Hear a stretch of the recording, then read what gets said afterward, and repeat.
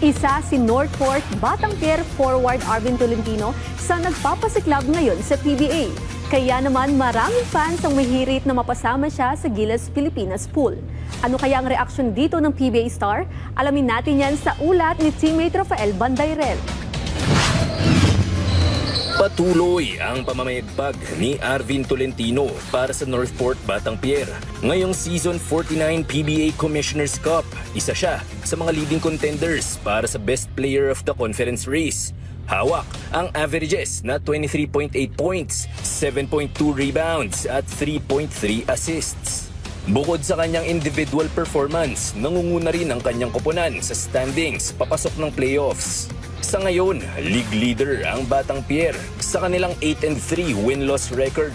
At walang duda na isa si Tolentino sa mga malaking dahilan kung bakit nila naabot ang kartadang ito. Kaya naman hindi na katakataka kung bakit may ilang Hoop fans na gustong mapabilang ang 29-year-old forward sa Gilas Pilipinas program. Ayon kay Arvin, sa ngayon ay hindi pa siya nakakatanggap ng tawag mula sa national team. Ngunit handa siyang tumugon sa tungkulin kung sakaling tapikin siya para irepresenta ang Pilipinas sa international stage. Well, depende sa Gilas sa team, no? Kay Coach Tim and whoever's handling the whole Gilas program.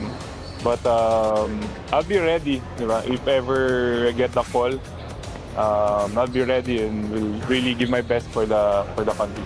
Dati nang napasama si Tolentino sa pambansang koponan kung saan isa siya sa mga tumulong sa Gilas upang muling maibalik ang gintong medalya sa Pilipinas sa 32nd Southeast Asian Games at maputol ang 6 na dekadang pagkakauhaw ng bansa sa Asian Games gold medal.